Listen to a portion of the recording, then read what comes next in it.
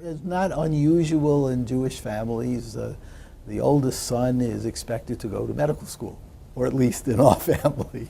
And I can't say I felt exceedingly enthusiastic about it. I wasn't unenthusiastic, but it wasn't as if I had awoken one day and felt I must be a physician. It was sort of anticipated that I ought to do that. And I was a good student. That's a common tale. I'm sure all the people you will interview will have been good students. I was a good student. I went to medical school, but I really was much more interested in the scientific aspects of medicine. That became clear very quickly. And so I always thought I would try to do that. And then in that era, physicians were still subject to a draft. So we're going back now into the late 50s when I was in medical school. In 1960, when I graduated, you would be subject to a draft. And the way the draft worked, youngest to oldest. So the youngest people in any year were the first to be drafted. It had turned out just by accident that when I was an assistant resident in medicine at a hospital then called Massachusetts Memorial, we had only 4 assistant residents on our service. Of those, 2 were drafted. I would have surely been drafted because I was the youngest, but I had the good fortune to get into this NIH program, which I had arranged in advance. So in that era, you could fulfill your military obligation if you were fortunate enough to get a position at NIH. And that was an entree to science, not just for me, but for a whole generation.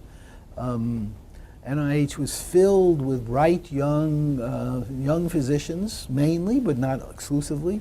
But since everyone wanted this appointment, because it was a way to not go into, in that era there was a Berlin crisis. So it wasn't Vietnam, it wasn't Korea, but people still would prefer not to be in the service if they could avoid it.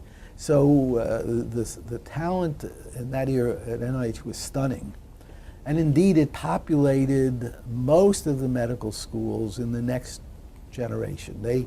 Leadership had all in common that they had all had an NIH experience for 2, 3, 4 years. Some stayed much longer, but at least you can go around and look at that era and you'll discover in everyone's background was this common experience of 2, 3, or 4 years in Bethesda at that time. So that was a great experience. Both got me into science.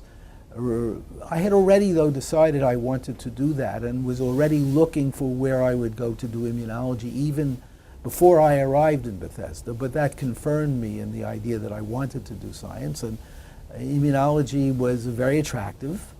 As I said, I found ways to do immunology even though I was in an endocrinology lab. I worked on radioimmunoassays, I worked on the immunological properties of protein hormones, but I realized I was still doing what you would call applied immunology and not work that was aimed at the core of understanding the character of the immune system. And I had pretty much decided I wanted to do that, so the opportunity to go to a first-rate lab was something I really wanted. I applied to lots of labs, but in the end, my 2 first choices were Kunkel and Ben Asaraf. As they say, Henry wasn't able to take me, although years later he absolutely denied that was true. I pointed out to him that he had demurred, but he said, no, it can't be so. So I took it as a mark of acceptance. But Baruch was a wonderful mentor and really a second father. I should point out he died in August or July of this past year.